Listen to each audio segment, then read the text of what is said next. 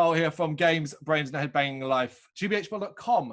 I'm here with Jimmy MacGregor of Maddening Mix, Death Thrash, Hardcore, and more to even to try and describe and pigeonhole this band is impossible. Now, I'm going to hopefully say this correctly. Pteroglyph. Pteroglyph. Pteroglyph. Close enough. It was pretty close. Pretty much what everybody says. Silent P. That makes so much more sense. Silent P. Pretentious P. I love it. It makes so much more sense because your eyes are automatically drawn to it. But no worries. Jimmy, thank you so much for taking the time to speak with us. How's your day going so far today? Good. Been pretty uneventful today so far. So yeah, just been. We just had a review from Metal Hammer today, so that was nice. Okay, was it a good review? Yeah, it was 7 out of 10. That was pretty good. I'll take it. Yeah, can't complain. I mean, you know, print magazines almost seem impossible that they exist anymore. Yeah, anyway, exactly. So in there. Yeah, I saw it in Morrison's, and I was just like, wow, they're still actually printing it. That was awesome. Yeah, good stuff. And 2020 then as a whole, you can't start any interview without talking about it first. How have you been holding up? Obviously, we're both in the UK, similar events, although you're in Leeds, right? Yeah, and I'm in London, so we're kind of treated a little bit differently. Yeah, exactly. I feel like we're the diseased north at the moment. You've been holding up all right? Yeah, good.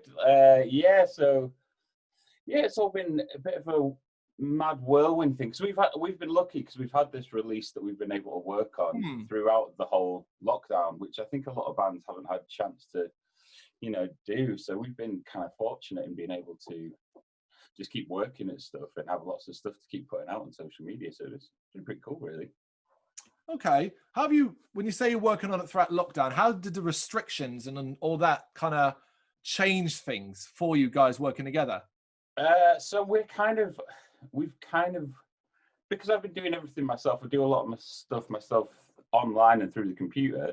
We don't practice that often, like anyway, as a live band. So like, we just kind of send each other stuff, over the internet, and we've just been working on all sorts of things. And luckily, we managed to film like those couple of music videos like 2 weeks before the first lockdown. So it was just like, yeah. So we're just keeping in touch online, doing lots of Zoom kind of meetings and all that sort of stuff. But yeah, it's not a massive adaptation for you then, as how you make music. No, not really. It's just it's kind of weird because I'm just like sat in my little, bubble all the time anyway, writing and recording and doing all sorts of stuff. So it's kind of not that unusual for me to be just sat here working on stuff. Did it make you kind of feel like you had a leg up? Because obviously a lot of bands, most bands have had to change tactics this year. And a lot of them might not have been so comfortable moving from, standard go rehearse, play music that way and so on to suddenly doing it online. Did you feel like you've got a leg up then on? Yeah, I've definitely because I've got quite a, because I've got like a setup at home that I've built up over, years, where I've got like equipment where I can just come in the room and just turn stuff in and plug in and just get going. So we've been streaming and stuff like that, but I can just, it's all ready to go. So a lot of bands, I think, they've been struggling because all they know is just plugging in to an amp and then going from there. But like we've been quite I don't know what the term is, like technologically forward thinking sort of guys. Do you know what I mean? Like so yeah, it's been we've been quick to adapt to this situation that we're in. That's good. And you kind of already mentioned it as well. Pteroglyph began 2012, right? Originally as a solo project for yourself. Yeah. At what point, and I guess why, did you decide to move forward with a full band? Just because it was more fun. It's like, it sounds stupid, but like, so I had like a kind of, before I had like a rolling sort of like weird little army of different musicians that would come in, come out and stuff like that, dip in and play certain shows, and some people would not be able to play them, so I'd ask somebody else. And that was kind of a massive hassle to do. But then this time around, I've got the two guys that are in it, Ainsley and Brady. We've all kind of committed to what we're doing. And so rather than, getting different people in all the time, I just thought we'd just keep it as a unit, and then we can just. And then the more I did that, the more I involved them with the music, and the more we worked together, the more it felt like it made more sense to have everybody involved and market it as like a band rather than just me, my ego project. Because they made it better anyway. They've added different elements that I never realized that I could make happen. Do you know what I mean? Yeah. Was it easy for you to share the reins, as it were, at first? No. Yeah, because I've been doing it for like years on my own, and I've like been like, this is how it is, this has got to be, you've got to play it like this, you've got to play it like that. And then like the drummer guy comes in, and I'm like, because I kind of program the demos on the drums and stuff like that, and I'd show him to him, and he'd be like, that shit, don't like that, don't like that. And I was like, okay, well, what would you do then? And then he did it, and it was loads better than what I'd do. So I was just like, that's what I should be doing. Drumming, because he's a drummer. I'm not a drummer by nature, so it just makes sense for him to kind of do his thing. A momentary chance for you, as you said, maybe to check your ego at the door when someone else who does it for a living, so to speak. Yeah, exactly. He knows way more than I know, so yeah, leave him to it, and yeah, he smashed it. So fair enough. Yeah, fair enough. And this evolution, I mean, that must have been an exciting period for you musically as well. Yeah, totally. Because it was kind of because with the previous album, I just worked like way too like unnaturally hard at it and kind of obsessed over it quite a lot, and I was just putting loads of layers into it and like really like analyzing over everything. And with this, I kind of took like a year out and just decided to kind of take it a bit easy and just give myself a bit of a break and get Brady in to do the drums, and then just write stuff that felt natural rather than was trying to be this something. I was just like, I'm just gonna have fun doing it, and like, let's just enjoy it. And it's working out better than it ever has done, just because it's like natural and it flows naturally and it comes out naturally, and it feels nice to just play just fat heavy riffs all the time. Mm-hmm.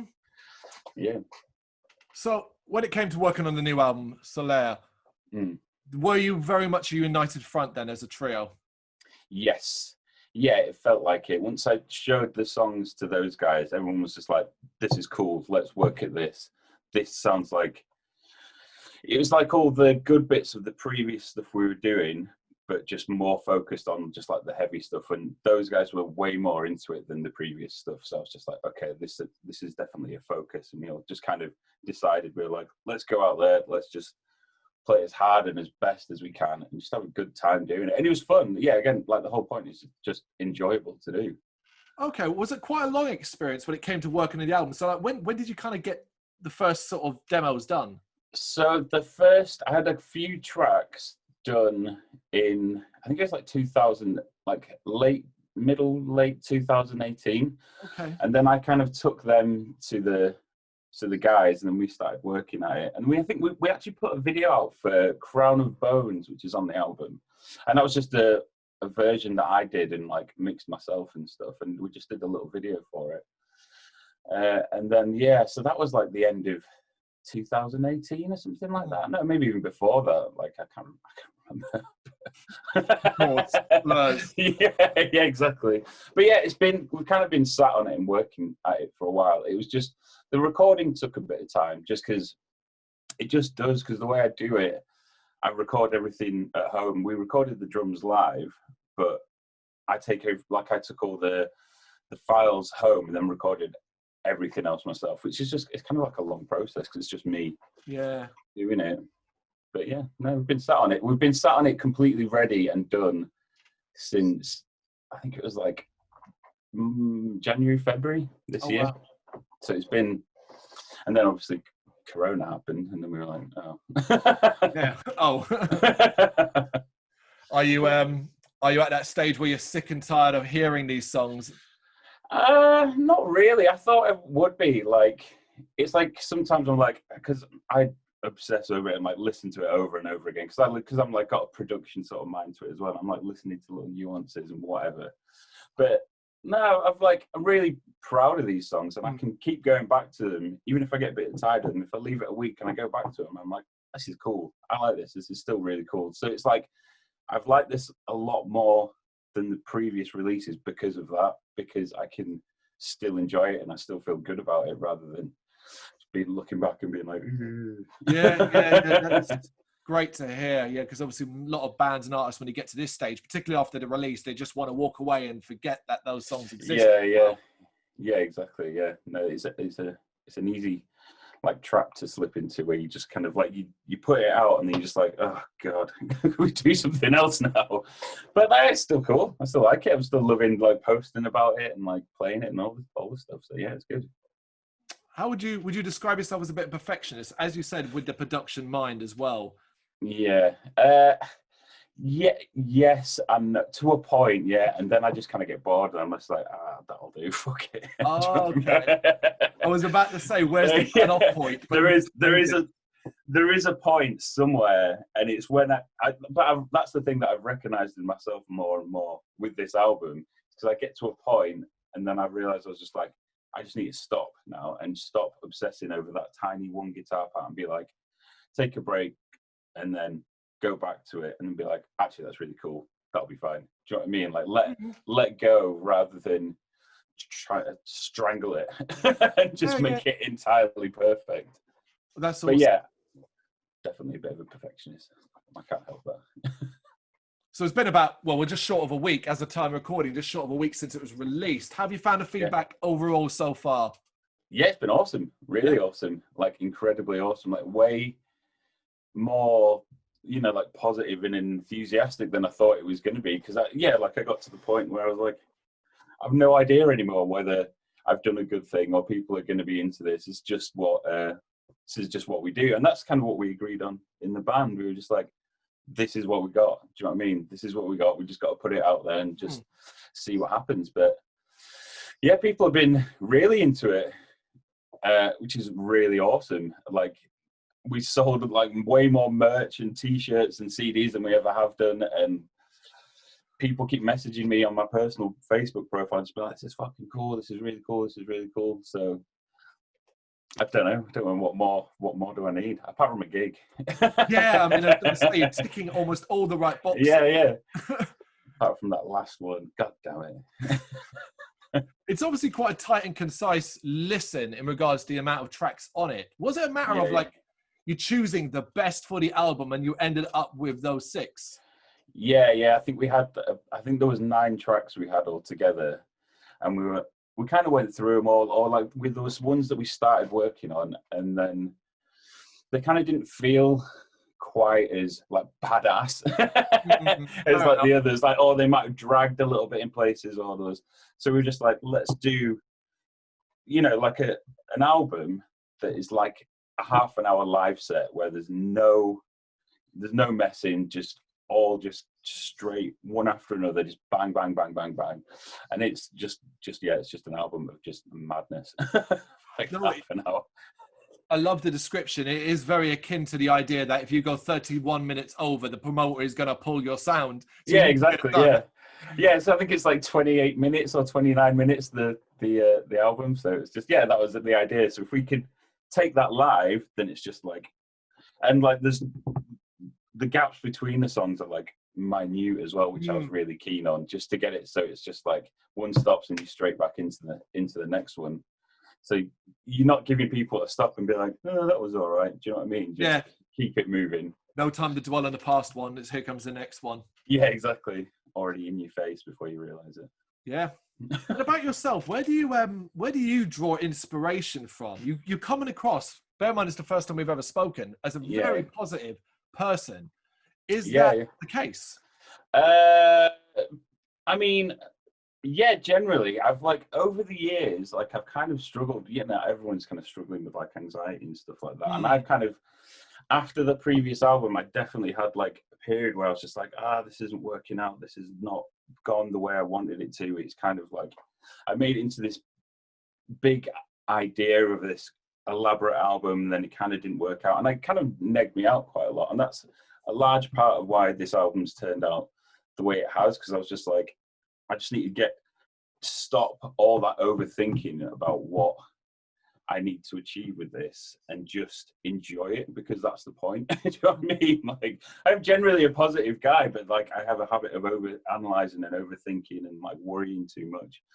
So the idea was just get rid of all that shit and just play cool fat riffs with my friends, like, and that's the mentality that I've held on to, and it's made it so much more enjoyable. And I feel like it shows through the music, because we're not worrying, we're not caring, we're just like, fuck it, let's go.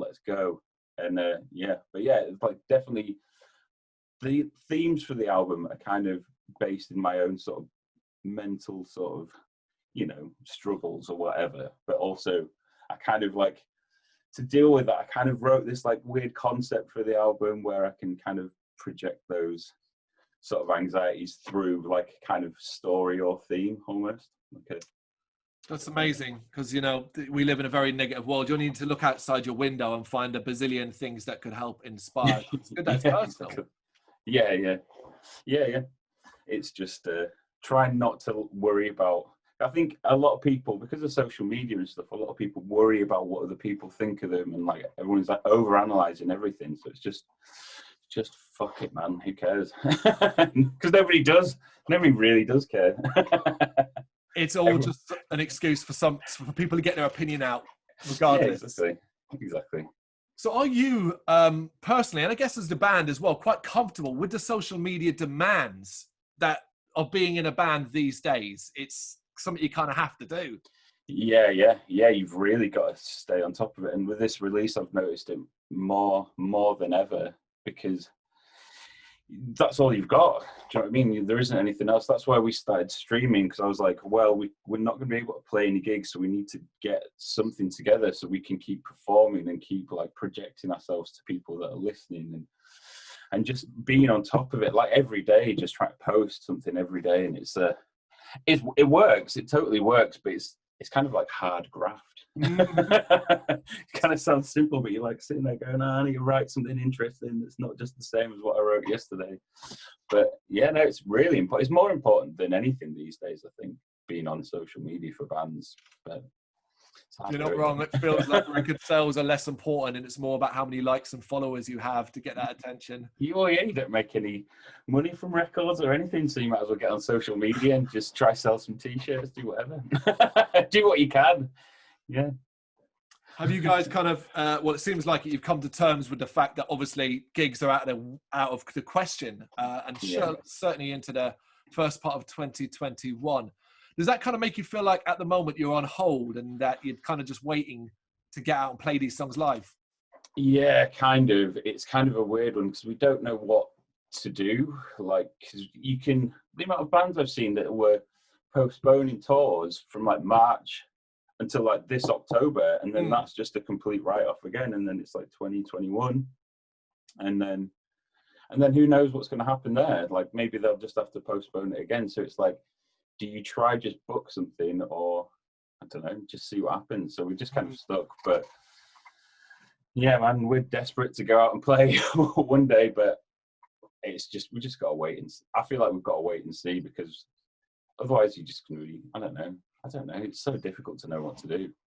It's impossible, and it's kind of, I guess it's kind of heartening in a way that you guys are in exactly the same boat as, you know, the biggest bands in the entire world. Metallica, yeah. It's not like they can get out and play it either.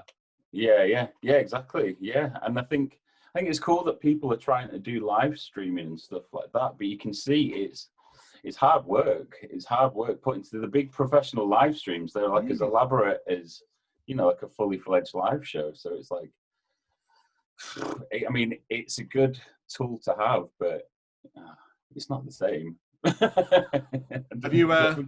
Have you sat down and tried watching any over the year? Yeah. I watched. There was like the Trivium and because Silosis, because I'm a huge Silosis fan. I'm a massive Silosis fan. I absolutely fucking love them.